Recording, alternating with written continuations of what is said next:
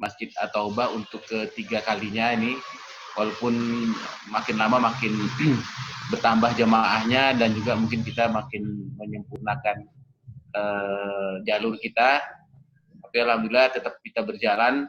Hari ini kita akan mendengarkan tausiah yang disampaikan oleh Pak Ustadz. Kami persilahkan Pak Ustadz untuk memberikan tausiah kepada kita semua. Sekarang jam 1:04, kita maksimal jam 14-an ya Pak Ustadz. Nanti setelah ada penyampaian dari Pak Ustadz, kita buka sesi tanya jawab dari para jemaah semua supaya bisa menyampaikan pertanyaan-pertanyaannya. Monggo kami persilakan tafadhol Pak Ustadz untuk menyampaikan materi pada hari ini Pak Ustadz. Jazakumullah khairan. Assalamualaikum warahmatullahi wabarakatuh. Alhamdulillahirabbil alamin wassalatu wassalamu ala sayyidina Muhammadin wa ala alihi wa ashabihi wa man tabi'ahu bi ihsanin ila yaumiddin, amma ba'du. Subhanaka la ilma lana illa ma 'allamtana innaka antal alimul hakim. Ayah, bunda, ikhwah fillah, keluarga besar BNN yang dirahmati oleh Allah Subhanahu wa taala. Alhamdulillah, siang ini di hari Jumat yang barokah, di bulan yang mulia, dalam keadaan saum, bahkan di tengah masih adanya wabah corona di tengah-tengah kita, Allah Subhanahu wa taala berikan kenikmatan kepada kita terus mendekatkan diri kepada Allah Subhanahu wa taala, dan silaturahim kita tidak terhenti, kajian kita tidak terhenti, ibadah kita tidak terhenti. Buktinya kita masih diberikan kesempatan untuk bersama, walaupun tidak dalam satu ruang, tapi alhamdulillah melalui teknologi ini Allah bersamakan kita.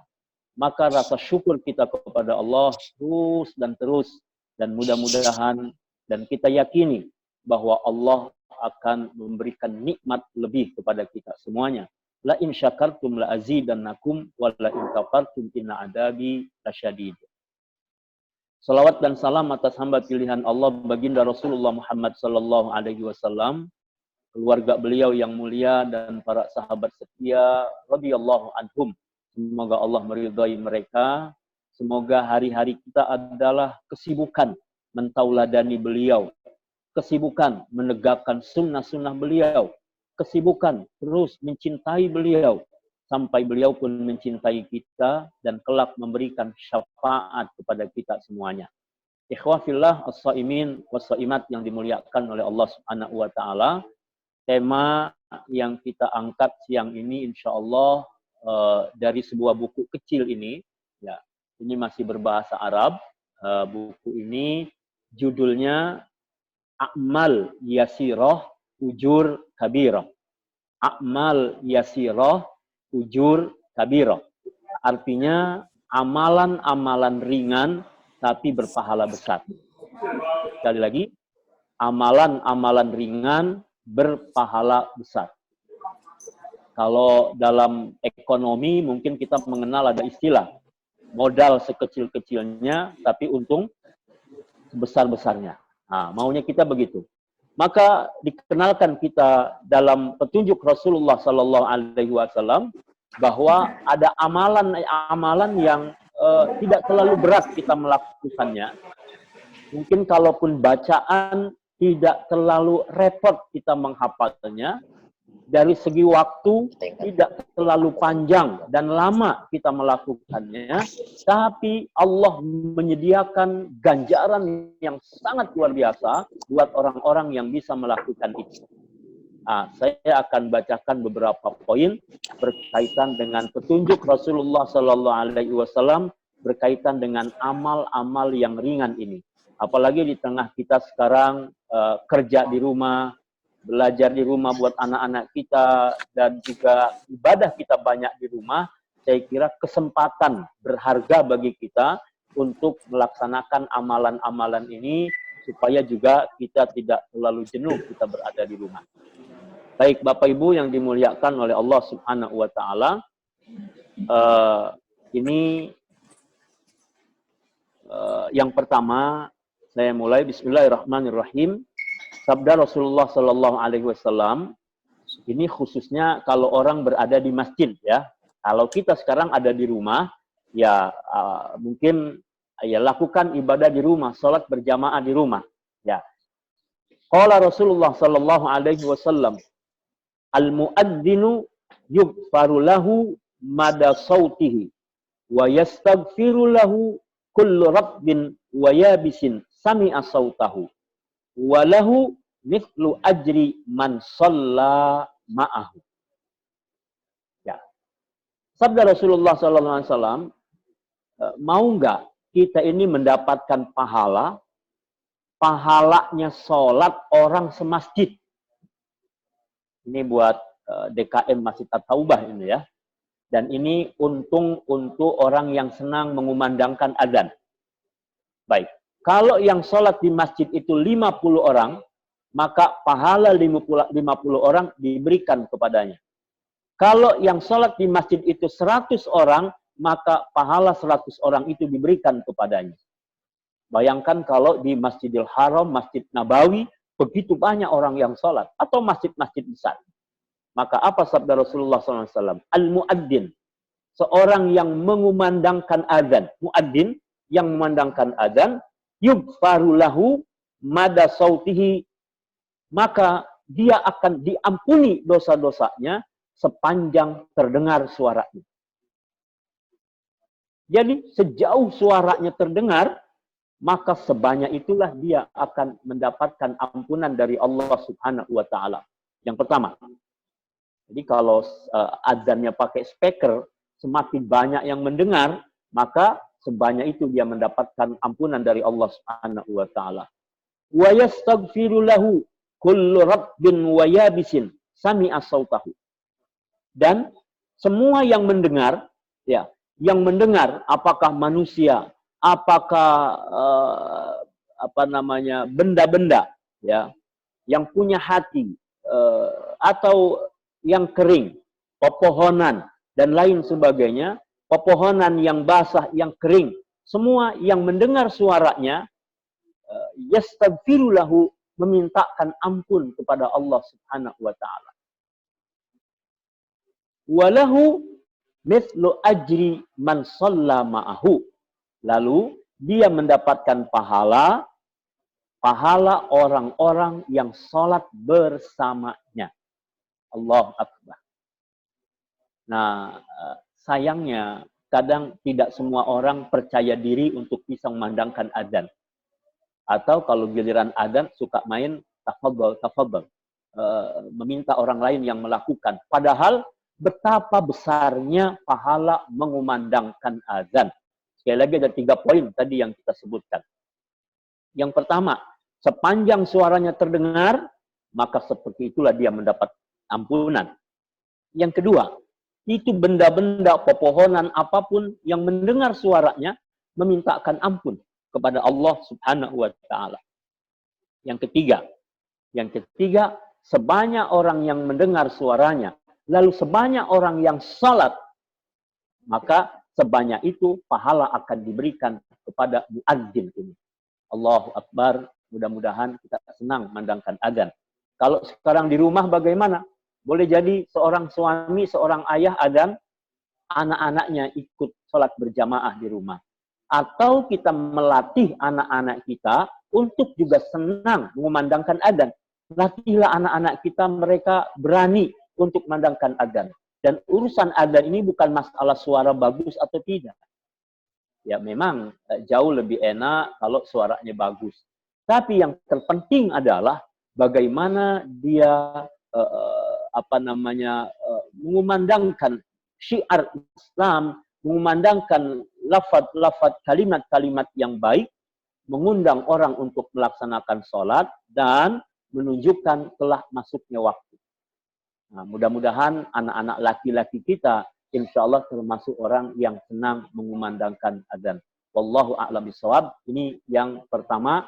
Kelihatannya ringan-ringan saja, hanya memandangkan adzan. Allahu Akbar, asyhadu an la ilaha illallah, dan selanjutnya sampai selesai, tapi begitu besar apa yang akan didapatkan. Ikhwah semua yang dimuliakan oleh Allah Subhanahu wa taala. Yang kedua, amalan ringan yang juga pahalanya besar. Ya. Yaitu orang yang berwudu. Nah, ini maaf kadang-kadang kita agak sedikit ya karena mungkin lelah atau karena dingin, kadang-kadang malas menghampiri kita untuk berwudu. Padahal berwudu ini juga adalah amalan yang Masya Allah pahalanya luar biasa. Kebaikannya yang kita dapatkan juga luar biasa. Bayangkan, berapa banyak kita melakukan maksiat. Kita bermaksiat, ada perbuatan dosa kita. Ternyata dengan berwudu, Allah Subhanahu wa taala hapuskan kesalahan-kesalahan itu. Sebagaimana disabdakan oleh Rasulullah sallallahu alaihi wasallam, "Man tawaddo'a fa ahsanal wudu'a kharajat khotoyahu min jasadihi hatta tahruja min tahti adfarihi." Rasulullah SAW dalam hadis riwayat Imam Muslim rahimahullah menyatakan, "Man tawaddo'a," siapa yang berwudu, fa ahsana al-wudu'a, dan dia membaguskan wudunya. Dia wudu dengan sempurna, dia wudu dengan baik. Kharajat khotoyahu, maka keluarlah kesalahan-kesalahannya itu min jasadihi, dari badannya. Jadi wudu bukan hanya membersihkan jasmania, tapi juga membersihkan ruhania. Hatta takhruja min tahti adfarihi, sampai keluarlah kesalahan-kesalahan itu dari ujung-ujung kukunya. Allahu Akbar.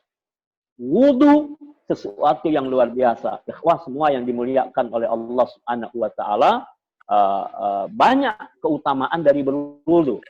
Dulu Profesor Hembing pernah mengatakan, kalau orang berwudunya baik, berwudunya sempurna, maka niscaya dia akan sehat.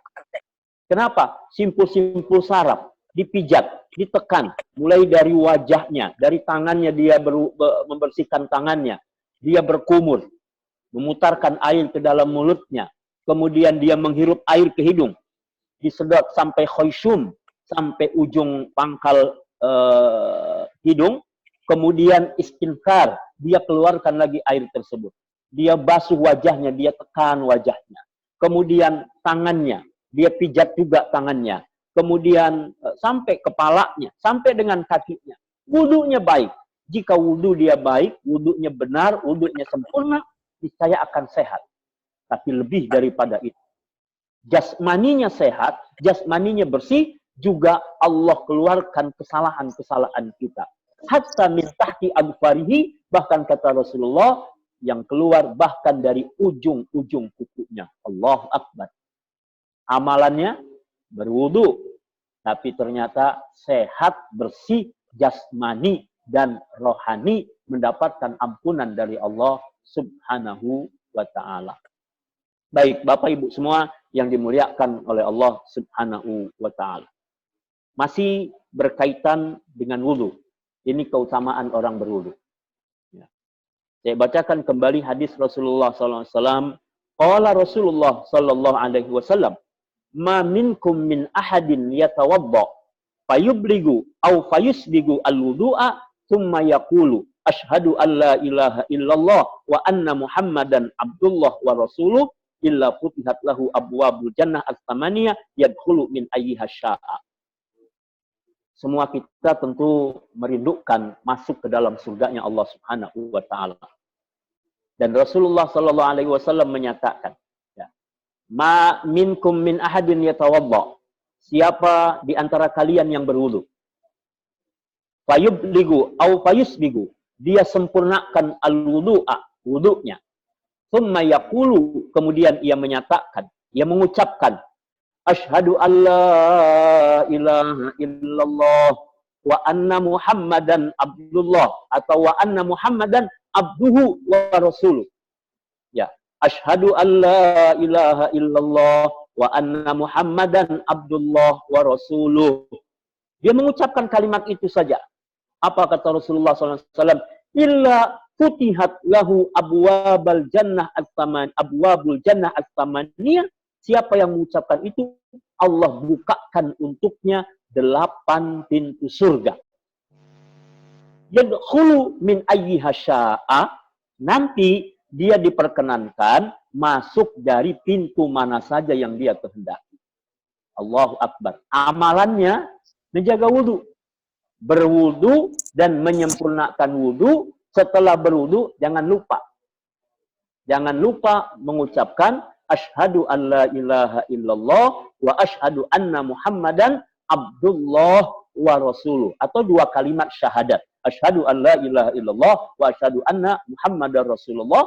2 kalimat syahadat ini jika kita membacanya setelah wudu, dibukakan pintu surga, dan akhirnya Allah perkenankan kita nanti masuk dari pintu yang mana saja. Allahu Akbar.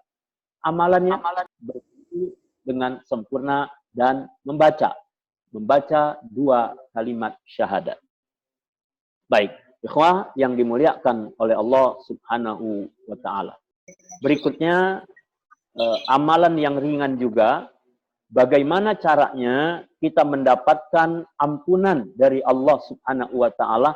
Amalannya ringan, tapi sekali lagi luar biasa.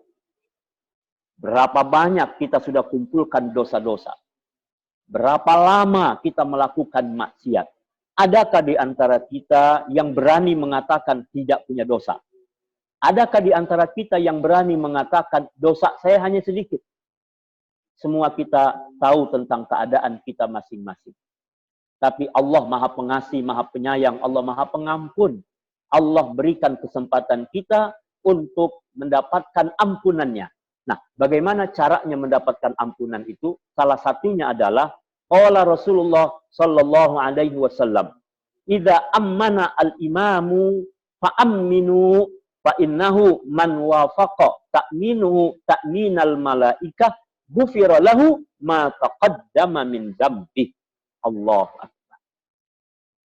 Nah, siapa yang mengucapkan amin jika imam membaca surah Al-Fatihah? Ini salat berjamaah, imam membaca surah Al-Fatihah, kemudian sampai ayat terakhir, siratal ladzina an'amta 'alaihim ghairil maghdubi 'alaihim waladdallin.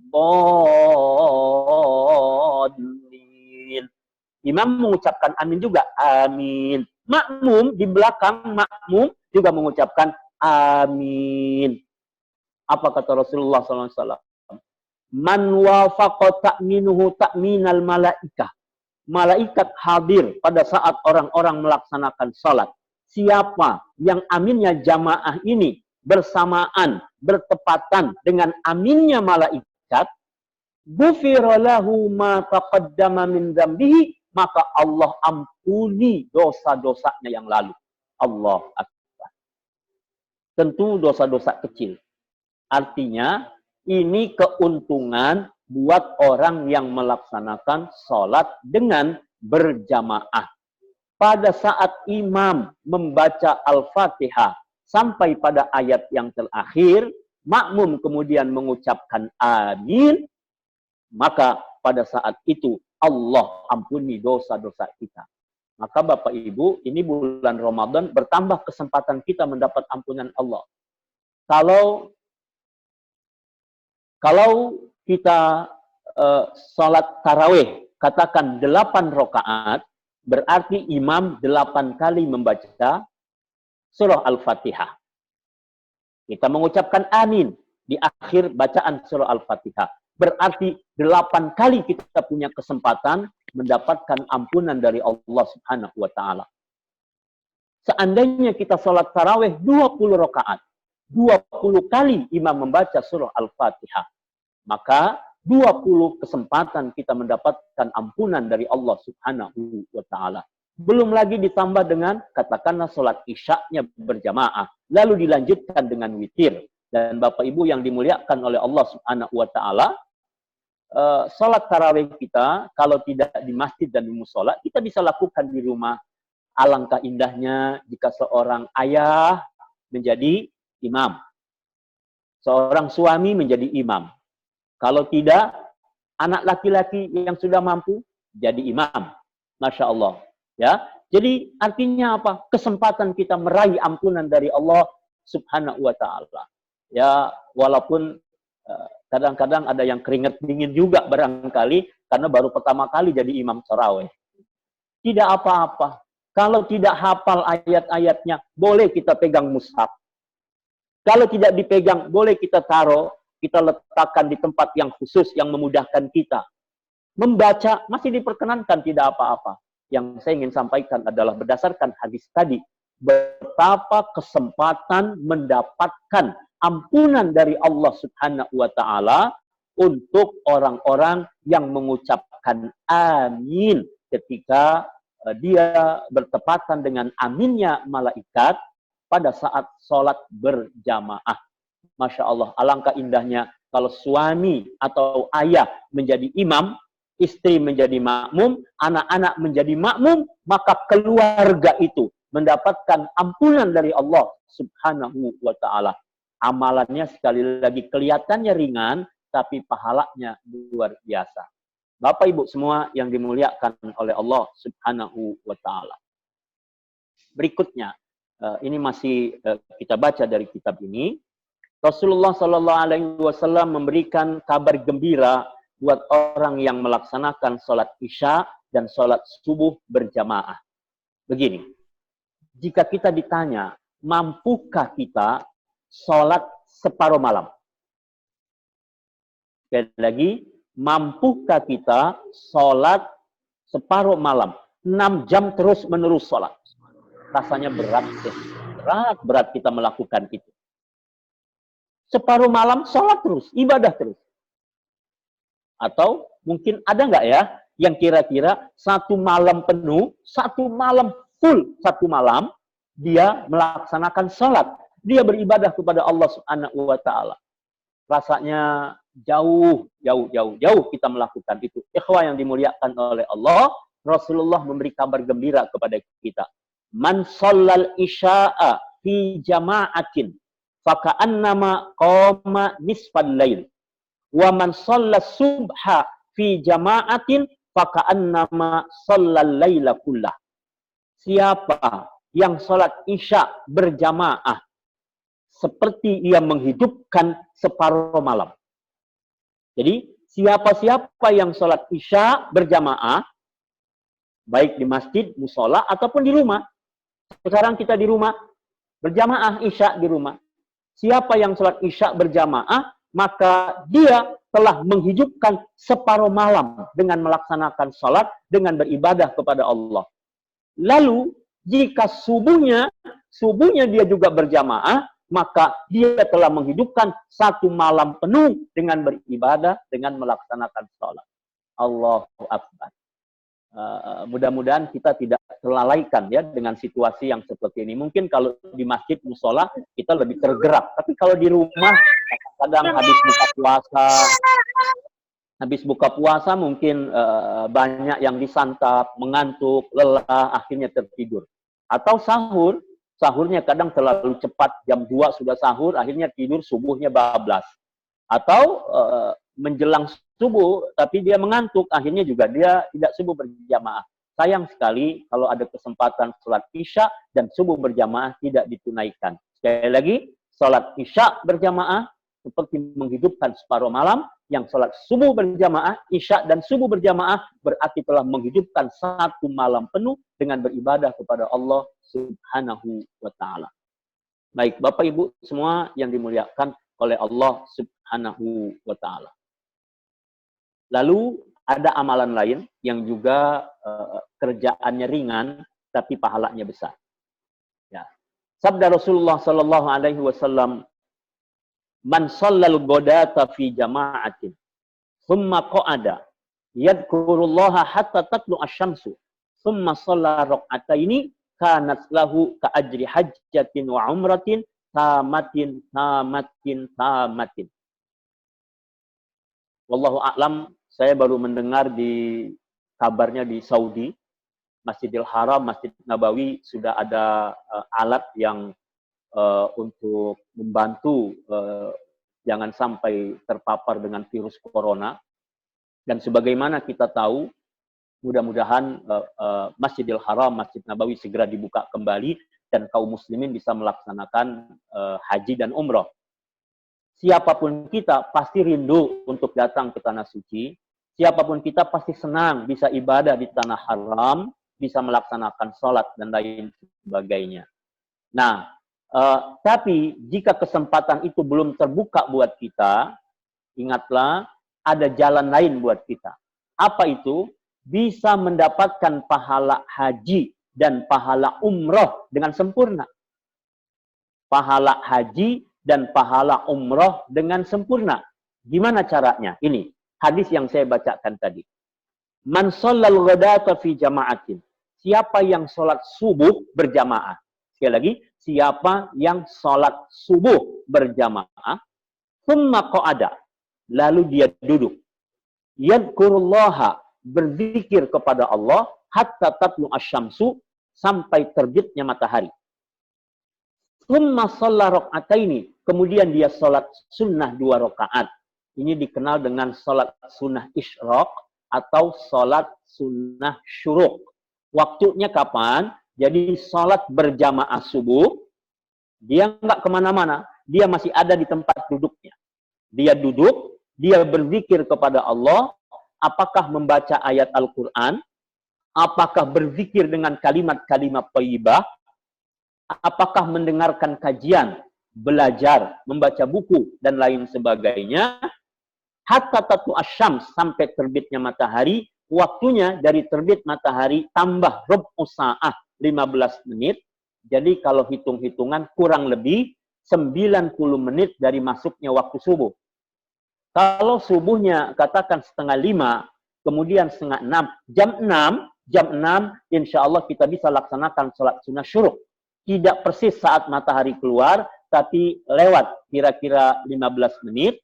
Apa pahalanya? Kata Rasulullah SAW, wa kanat lahu ajrun, wa kanat lahu ka ajri hajjatin wa umratin tamatin. Kata Rasulullah SAW, dia akan mendapatkan pahala seperti haji dan umrah. 3 kali Rasulullah menyebut sempurna, sempurna, sempurna. Allahu Akbar. Amalannya ringan. Salat subuh berjamaah, dia lanjutkan dengan zikir sampai matahari terbit, lewat kurang lebih 15 menit, lalu dia sholat sunnah 2 rakaat yang namanya sholat sunnah isyraq atau sholat sunnah syuruk. Pahalanya, pahala haji dan umroh sempurna, sempurna, sempurna. Allahu Akbar. Mudah-mudahan kita bisa amalkan ini. Kemudian, ikhwah semua yang dimuliakan oleh Allah Subhanahu wa Ta'ala. Ini masih kaitan dengan subuh ini, ya. Banyak ada 100-an lebih amal-amal yang kelihatannya ringan, tapi pahalanya ini luar biasa. Di antara lain adalah qala Rasulullah sallallahu alaihi wasallam, raka'atul fajri khairun minad dunya wa ma fiha. Bapak Ibu, mungkin kalau terutama ibu-ibu kalau memakai gelang emas, jika gramnya banyak, 10 gram, 15 gram, 20 gram, dan banyak memakainya akan kelihatan bangga dengan emas tersebut. Jika kita punya mobil, mobil-mobil kita mungkin kelihatan di situ, mobil mewah, merek ini, tipe ini, jenis ini, dan lain sebagainya. Jika kita punya rumah, mungkin rumah kita berapa lantainya, berapa luasnya, dan selanjutnya. Jika kita punya simpanan di bank, berapa angka-angkanya di rekening kita. Jika kita punya tanah, berapa luas yang kita punya, mungkin kelihatan ada kebanggaan buat kita. Rasulullah SAW memberikan kabar gembira lebih daripada itu. Apa kata Rasulullah SAW? Raka'atul fajri khairun minad dunya wa ma fiha. Salat sunnah 2 rakaat fajar. Salat sunnah qabliyah subuh. Salat sunnah qabliyah subuh. Khairun minad dunya wa ma fiha. Lebih baik daripada dunia dengan segala isinya. Artinya, kebaikan yang didapatkan oleh orang yang melaksanakan sholat sunnah fajar adalah mendapatkan kebaikan dunia dengan segala isinya. Allahu Akbar, Allahu Akbar, Allahu Akbar. Alhamdulillah Ayahanda Anjan bersama dengan kita juga. Mudah-mudahan keluarga besar BNN, insya Allah semua dalam berkah Allah Subhanahu Wa Taala, dan semua keluarga besar BNN diberikan kekuatan oleh Allah Subhanahu Wa Taala untuk terus kita berusaha menjaga negeri ini dari narkoba. Nah, insya Allah mudah-mudahan semangat kerja kita, semangat jihad kita, insya Allah menjadikan negeri ini bersih, negeri ini sehat dan selamat, bebas dari narkoba, insya Allah. Baik, Bapak Ibu semua yang dimuliakan oleh Allah Subhanahu Wa Taala. Kita lanjutkan. Berikutnya adalah tadi kaitan dengan bahwa melaksanakan sholat sunnah fajar itu dahsyat, luar biasa. Jadi kalau kita bangga dengan apa yang kita punya, mungkin kita bangga itu karena kelihatan. Sekarang bagaimana? Nggak kelihatan memang.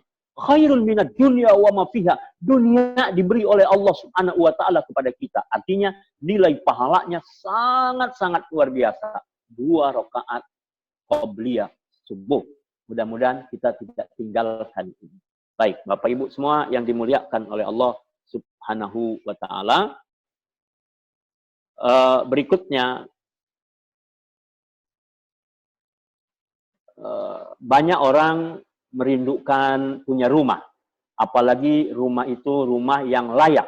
Kalau tidak dikatakan mewah, ya menyenangkanlah saat kita berada di rumah itu.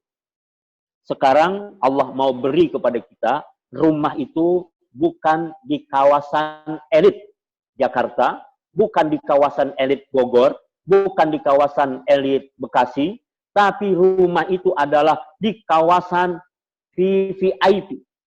Kawasan yang sangat luar biasa, yang belum pernah terbayangkan dalam pikiran kita, belum pernah bisa kita menggambarkan lewat tangan-tangan kita, belum pernah terdengar keindahannya dengan telinga kita, belum pernah terlihat oleh mata kita. Di mana kawasan itu adalah surganya Allah Subhanahu wa taala. Jika kita ingin mendapatkan rumah istana yang megah di surga, di antaranya adalah Rasulullah sallallahu alaihi wasallam mengingatkan, man shalla fi yaumin wa lailatin hintai asyratan rakaatan. Siapa yang melaksanakan salat siang malam digabung jadi 12 rakaat. Siapa yang menjaga 12 rakaat salat, bunyalahu baitun fil jannah. Maka akan dibangunkan untuknya sebuah rumah, sebuah istana di surga. Apa saja itu? 12 rakaat yang mana saja? Ini yang disebut dengan sholat sunnah rawatib. Sholat sunnah rawatib. 14 rakaat. Pertama, 4 rakaat qobliyah zuhur. 4 rakaat qobliyah zuhur. 2 rakaat ba'diyah zuhur. Sudah 6. Lalu 2 rakaat ba'diyah maghrib. 8. 2 rakaat ba'diyah isya. 10. Dan 2 rakaat qobliyah subuh. 12. Saya ulangi, 12 rakaat.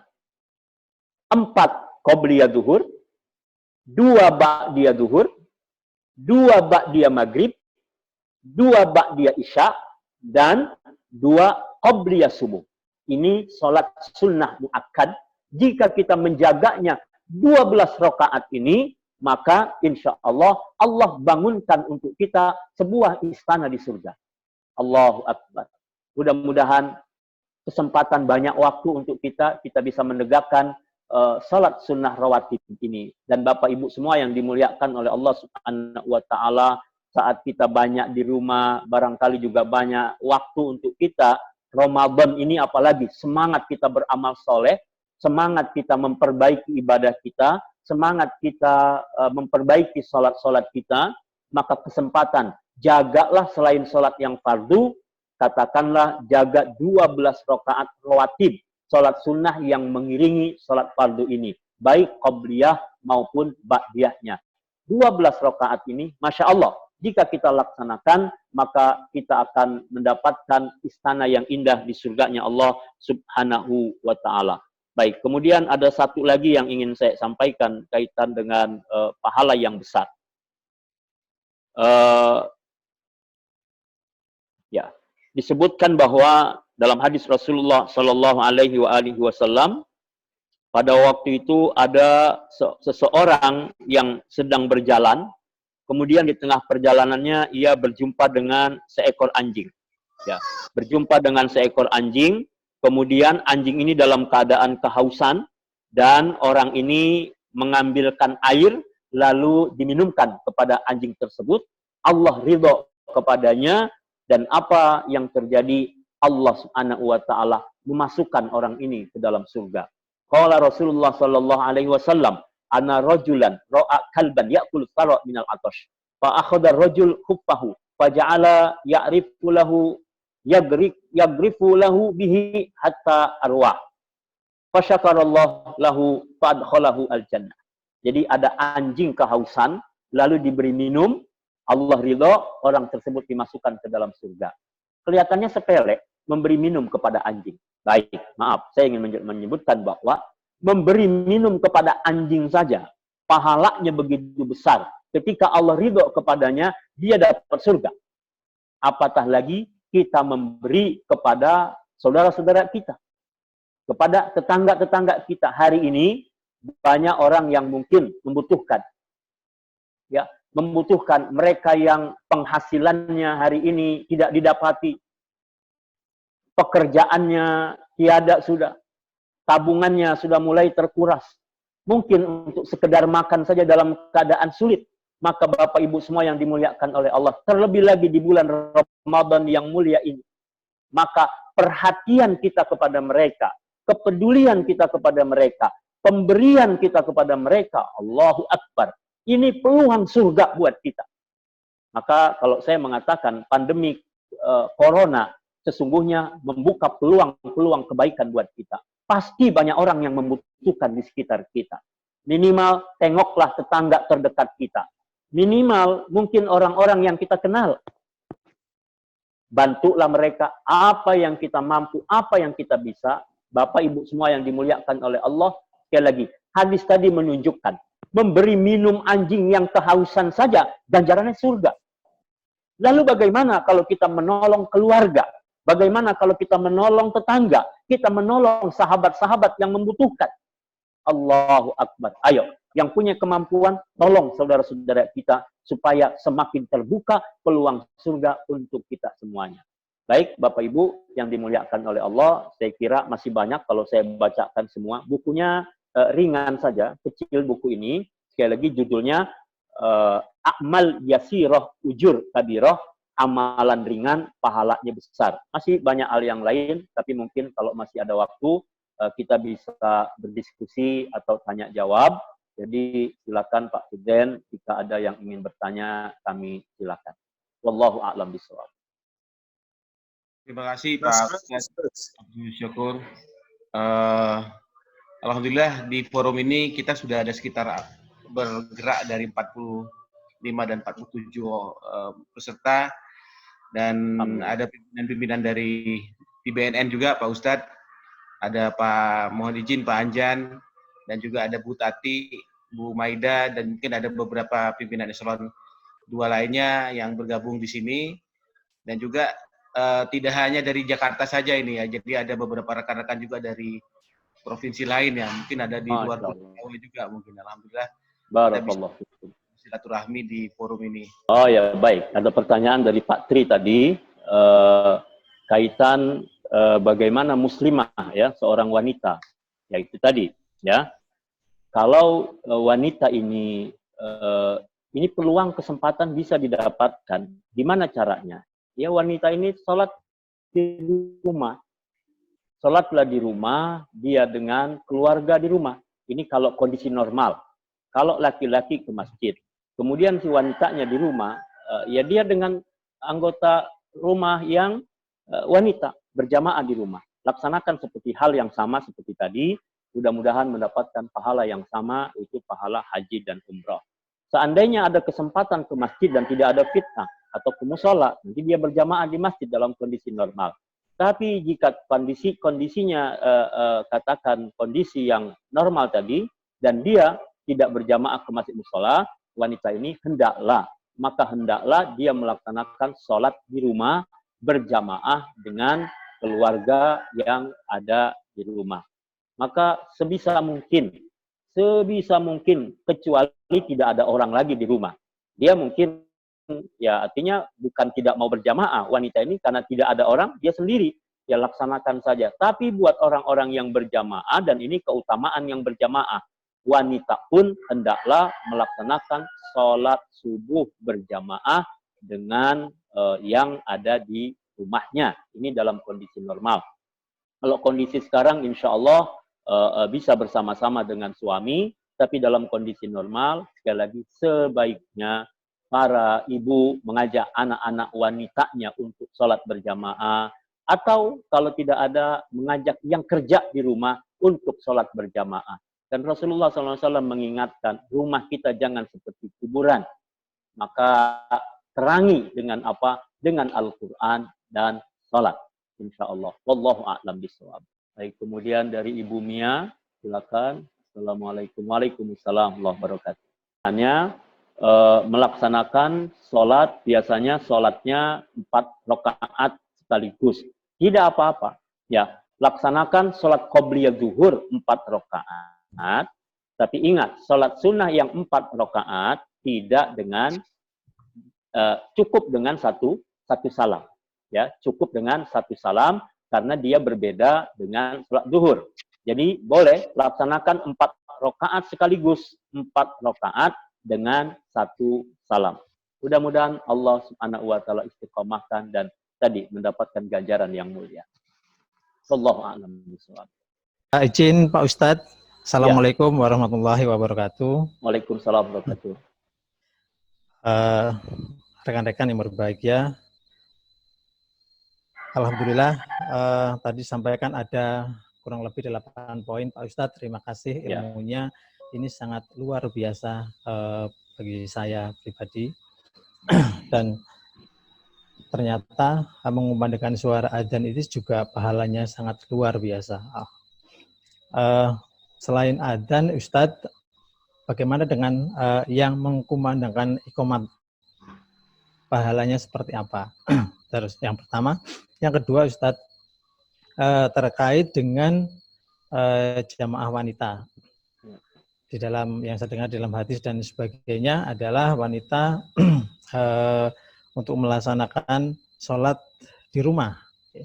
Bahkan saya pernah membaca di di tempat yang sepi, gitu. Nah, saya pernah mengikuti pengajian dan disampaikan oleh Ustadz bahwa itu terjadi di dalam kondisi sebelum Masehi atau di awal-awal sebelum Hijriah atau awal Hijriah atau pada masa lampau. Tetapi pada saat sekarang dari sisi keamanan, dari sisi kondisi lingkungan dan sebagainya, Ustadz tersebut menyampaikan wanita bisa atau diperbolehkan untuk jamaah di masjid, Ustadz. Karena perbandingan itu dari sisi keamanannya. Menurut Ustadz bagaimana? Terima kasih. Wassalamualaikum warahmatullahi wabarakatuh. Waalaikumsalam warahmatullahi wabarakatuh. Baik. Pertama tentang kalau tadi disebutkan keutamaan mengumandangkan adzan, lalu bagaimana dengan yang iqamah?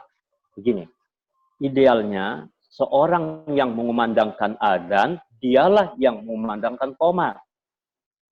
Nah, jadi yang adzan, dia yang qomat. Makanya di masjid-masjid besar atau masjid tertentu biasanya begitu. Dia adzan, kemudian dia qomat. Jadi bukan orang yang berbeda. Makanya kalaupun disebutkan adalah muadzin, berarti otomatis dia kemudian nanti dia mengumandangkan iqamah. Iqamah ini tanda untuk segera ditunaikannya sholat. Ya, kadang sebagian begini, sebagian musola atau masjid ada yang menangkan adzan, kemudian juga nanti ada yang qomat, kadang main dorong-dorongan. Dan yang pengen cepat biasanya qomat duluan itu, ya. Merebut qomatnya, kenapa? Supaya cepat laksanakan sholat. Nah, harus perlu kita ketahui, idealnya adalah seorang yang memandangkan adzan adalah orang yang memandangkan qomat. Begitu. Jadi insya Allah pahala yang memandangkan iqamah juga adalah pahala orang yang memandangkan azan, insya Allah. Kalaupun katakan orang yang berbeda, insya Allah, walaupun tidak disebutkan di situ seperti orang memandangkan azan, insya Allah tetap mendapatkan kebaikan. Ya. Kemudian barusan tertulis ada yang minta didoakan supaya sehat, sembuh dari corona. Insya Allah, syafahullah, syifaan la yughadiru saqama. Kita berdoa kepada Allah, semoga Allah sembuhkan, Allah sehatkan, dan semua yang sakit, Allah sembuhkan, Allah sehatkan, dan kita ini dijaga oleh Allah Subhanahu wa Ta'ala. Amin ya Rabbal Alamin. Amin. Baik, itu pertanyaan yang pertama kaitan dengan orang yang iqamah, bagaimana dengan orang yang adzan. Sekarang yang kedua, tentang wanita sholat berjamaah di masjid dan musola. Tidak ada masalah. Ya, tidak ada larangan wanita untuk sholat berjamaah di masjid dan di musola. Ya, tidak ada larangan. Mengapa?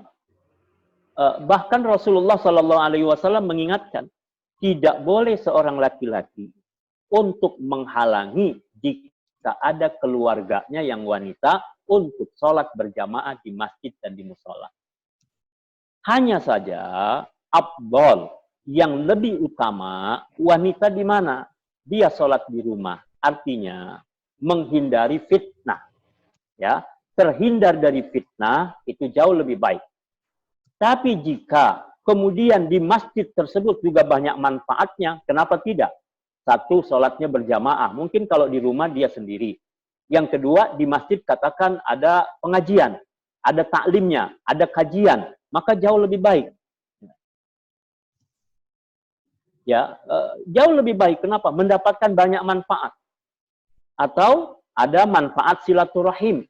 Kalau di rumah, dia mungkin nggak ketemu dengan tetangga. Di rumah, dia nggak ketemu dengan kawan-kawan. Atau buat kita yang kerja di ruangan khusus, mungkin juga harus refresh pikiran kita. Berjalan ke masjid, berjalan ke musola, ini insya Allah mengangkat derajat dan menggugurkan dosa-dosa. Maka banyak kebaikan. Banyak kebaikan. Dan yang saya pahami adalah tidak ada larangan bagi wanita untuk sholat berjamaah di masjid dan di musola. Yang ada adalah jauh lebih utama. Jauh lebih utama buat wanita sholatnya di rumah. Mengapa? Akan jauh lebih jauh dari fitnah. Ya. Ya, insya Allah nanti kita berdoa di akhir. Jadi ada jauh dari fitnah. Itu yang didapati bagi orang-orang, bagi wanita untuk sholat. Jadi Bapak yang bertanya tadi, insya Allah tidak ada halangan buat para wanita sholat berjamaah di masjid di musola. Apalagi pada saat ini adalah kondisi sudah sedemikian rupa, perlu kita menjaga jangan sampai kehadiran wanita ke masjid lebih banyak gosipnya, lebih banyak ngerumpinya, lebih banyak show aksesorisnya, lebih banyak hanya untuk ya hal-hal yang tidak untuk fokus beribadah kepada Allah. Tapi jika dia datang ke masjid sekali lagi beribadah kepada Allah, bahkan banyak manfaat, jauh lebih baik dia berada di tempat itu insya Allah. Wallahu a'lam bishawab. Assalamualaikum Pak Ustadz. Waalaikumsalam warahmatullahi wabarakatuh. Saya mencoba izin bertanya Pak Ustadz. Saya mencoba tadi melalui tulisan chat, tapi mungkin agak sulit nanti membacanya. Yang saya ingin tanyakan memang bahwa saat di bulan puasa ini tentunya perbanyak sholat sunnah sangat baik. Nah, juga ada tarawih yang biasa dilakukan selama di bulan Ramadan ini. Namun, di tengah malam tentunya akan lebih baik juga dengan tahajud, ditambah dengan tahajud ya. Tapi kami ini karena ada persiapan untuk sahur gitu tuh, jadi agak ngatur waktunya untuk sholat tahajud jadi agak gimana ya Pak, agak terganggu dengan persiapan sahur gitu. Kira-kira dari sholat tarawih atau dan sholat tahajud ini keutamaan yang kalau harus memilih Pak Ustadz, kira-kira yang mana yang harus diprioritaskan untuk dilakukan? Itu aja Pak Ustadz. Assalamualaikum warahmatullahi wabarakatuh. Terima kasih. Waalaikumsalam warahmatullahi wabarakatuh. Baik, kalau sekiranya memilih antara sholat tarawih dengan sholat tahajud, mana yang kita pilih. Mungkin kalau dari segi waktunya Bunda, memang lebih ringan untuk sholat tarawih. Biasanya kita lakukan di awal malam. Ya, di awal malam, maka sholat tarawih diutamakan. Mengapa? Karena sholat tarawih juga adanya hanya di bulan Ramadan. Di luar Ramadan tidak ada sholat tarawih. Sholat tahajud sepanjang malam ada. Setiap malam kita bisa melaksanakan sholat tahajud. Dan sebenarnya jika memungkinkan, tarawih tetap laksanakan, tahajud tetap laksanakan. Maka jika menjelang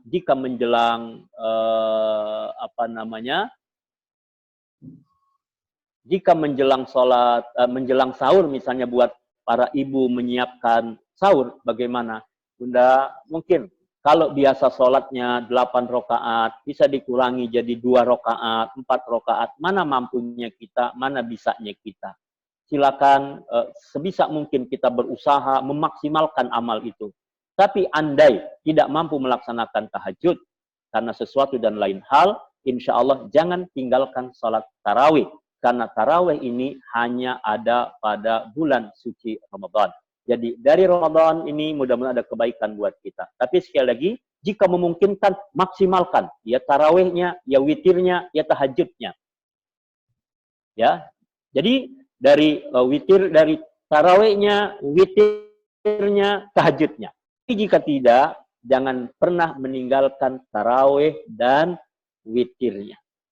Kemudian jika memungkinkan laksanakan tahajudnya. Kalaupun tidak maksimal, misalnya tidak 8 rakaat seperti biasa, mungkin mampu 6, mungkin semampu kita. Artinya jangan terlewat kesempatan yang berharga di bulan suci Ramadan ini, karena amalan sunnah akan mendapatkan pahala wajib yang wajib dilipat gandakan 70 kali lipat. Wallahu a'lam bishawab. Assalamualaikum Pak Ustadz. Waalaikumsalam warahmatullahi wabarakatuh. Mohon izin saya Denny Pak Ustadz. Saya sudah ketik juga, sudah diketikkan di chat juga, tapi ada kesempatan saya sampaikan juga. Mungkin ini yang menjadi pandangan kita yang banyak kita ketahui termasuk di berita-berita. Jadi ada yang orang tetap memaksakan mungkin sholat Jumatnya di masjid walaupun dengan jarak 1 meter, tapi tetap memaksa di masjid. Sedangkan ada juga imbauan lebih baik sholat zuhur saja di rumah selama masa pandemik ini. Nah ini kita bingung mana yang lebih bagusnya, sehingga kita apalagi sudah bukan lewat 3 kali Jumatan ini, sudah sebulan lebih, hampir 2 bulan. Jadi nggak tahu apakah berdosa atau tidak. Apalagi nanti masuk sholat Idul Fitri. Nah kalau masih situasi seperti ini, apakah kita lebih baiknya seperti apa? Tetap ikut sholat ikut di lapangan dengan berjarak atau sholat masing-masing? Demikian Pak Ustadz. Terima kasih. Assalamualaikum warahmatullahi wabarakatuh. Waalaikumsalam warahmatullahi wabarakatuh. Baik, Majelis Ulama Indonesia telah menghimbau, artinya begini, di tengah situasi pandemik corona dan oleh pemerintah, dalam hal ini ahli kesehatan atau pemerintah, mengumumkan bahwa daerah tersebut dikatakan sebagai zona merah, maka boleh meninggalkan sholat Jumat, menggantinya dengan sholat zuhur. Ya. Majelis Ulama memberikan ketetapan itu berdasarkan dalil-dalil, sekali lagi, untuk daerah zona merah. Ini berdasarkan Majelis Ulama Indonesia, dan juga kita mengikuti kepada pendapat ketentuan yang dikeluarkan oleh pemerintah. Jadi boleh meninggalkan sholat Jumat bagi mereka yang berada di zona merah. Adapun mereka yang berada di zona hijau, maka tetap masih wajib melaksanakan sholat Jumat berjamaah. Begitu. Nah, jika kita sekarang katakan berada di zona merah, pilih mana? Apakah berjamaah di masjid atau kita tetap di rumah? Maka karena memang situasinya masih seperti ini, kita masih boleh mengganti Jumat kita dengan zuhur.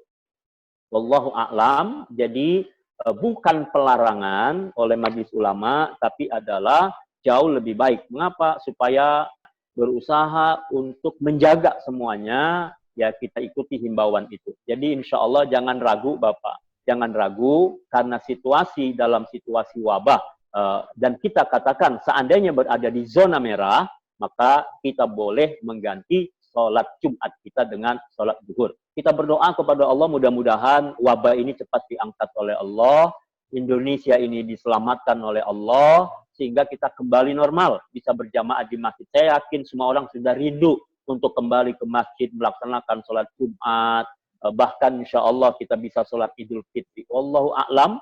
Mudah-mudahan wabah ini bisa segera tertangani, dan kita berdoa dengan keberkahan Ramadan.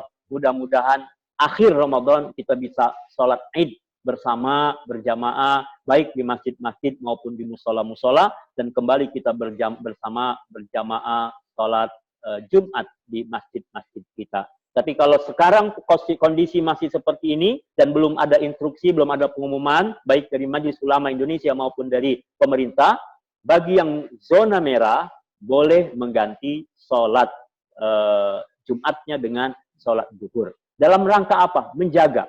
Kita rindu kita bisa beribadah dengan baik, tapi kita juga perlu menjaga saudara-saudara kita jangan sampai ada penularan, dan untuk menjaga kebersamaan kita. Wallahu a'lam bishawab. Baik, terima kasih banyak Pak Ustadz. Sekarang jam 2:10, kita tak terasa sudah 1 jam lebih kita mengikuti kajian Ramadan pada hari ini. Mungkin kita bisa mengakhiri kegiatan hari ini supaya bisa bagi rekan-rekan yang ada kegiatan lain. Tapi kami mengucapkan terima kasih sekali Pak Ustadz berkenan untuk bergabung di pengajian ini. Karena mungkin bagi rekan-rekan yang sering lihat iNews TV, kita sering lihat Pak Ustadz nih. Alhamdulillah kita DKI Masjid Taubah bisa menghadirkan beliau di forum pengajian online kita pada hari ini. Dan terima kasih rekan-rekan yang sudah bergabung. Mungkin saya tidak bisa menyebutkan satu, banyak Pak Ustadz. Tadi saya hitung sampai 47, sampai sekarang bertahan sampai 35 peserta jemaah, karena mungkin kondisi sinyal naik turun di tempat saya juga agak kurang bagus sinyalnya. Terima kasih sekali lagi untuk kita semua bersama. Materi yang disampaikan Pak Ustadz cukup buat kita yakin bahwa beramal itu tidak perlu yang berat-berat, tapi amalan yang sederhana ternyata bisa membuat pahala yang banyak bagi kita. Mungkin untuk sebelum menutup, kami mohonkan kepada Pak Ustadz untuk memimpin doa untuk kita semua, Pak Ustadz, terutama terkait dengan wabah hari ini. Silakan, Pak Ustadz. Baik.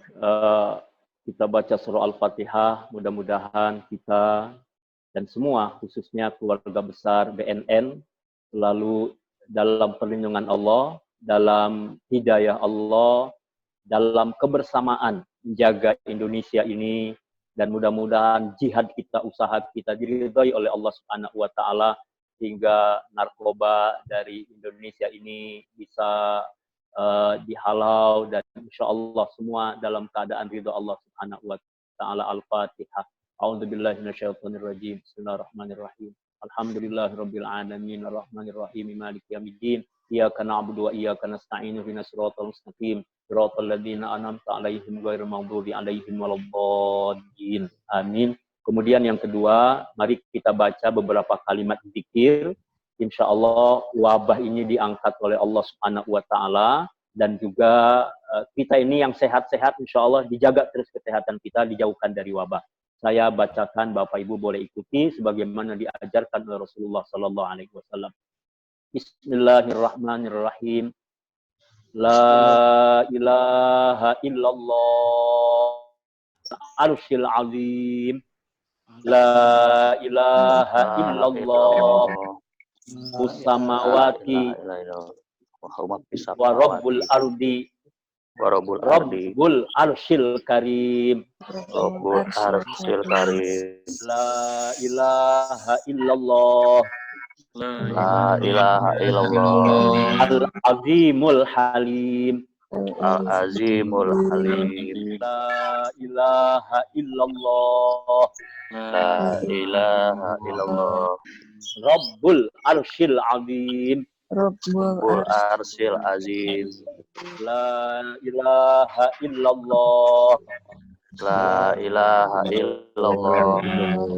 Samawati Wadi wa rabbul ardi wa rabbul ardi wa rabbul arsyil karim. Rabbul arsyil karim. Allahumma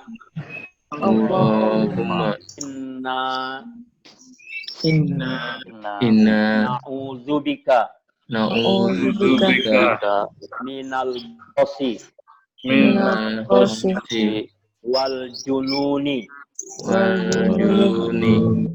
wal juzami wa min sayyi'il asqam. Alhamdulillahirabbil alamin. Allahumma sholli ala sayyidina Muhammad wa ala alihi wa sahbihi ajmain. Ya Allah, ampuni seluruh dosa kami, maafkan semua kesalahan kami. Ya Allah, terimalah puasa kami, terimalah salat malam kami. Ya Allah, terima bacaan Al-Qur'an kami. Ya Allah, berikan kesempatan kami meningkatkan amal ibadah kami di bulan Ramadan yang mulia ini. Allah, ampuni, sayangi semua keluarga kami yang berbuat baik kepada kami. Ya Allah, berikan kami kekuatan membantu saudara-saudara kami yang Ya Allah, kembalikan kami ke masjid-masjid. Ya Allah, kembalikan kami bisa menikmati ibadah di tanah haram. Kami mohon, selamatkan kami dunia dan akhirat. Amin. Berkahilah negeri kami Indonesia yang kami cintai. Amin ya Allah. Negeri kaum muslimin, ya Allah. Ya Allah, kami mohon, terimalah taubat kami. Pilihlah kami orang-orang yang akan menikmati surga-Mu, ya Allah. Selamat dari murka-Mu, selamat dari api neraka. Rabbana atina fid dunya hasanah wa fil akhirati hasanah wa qina adzabannar. Amin. Wa ala alihi wa sahbihi ajmain. Alhamdulillahirabbil alamin. Ya, mohon maaf lahir dan batin. Mudah-mudahan keluarga besar BNN senantiasa dalam penjagaan Allah Subhanahu wa taala. Amin ya Allah, amin ya rabbal alamin. Assalamualaikum warahmatullahi wabarakatuh.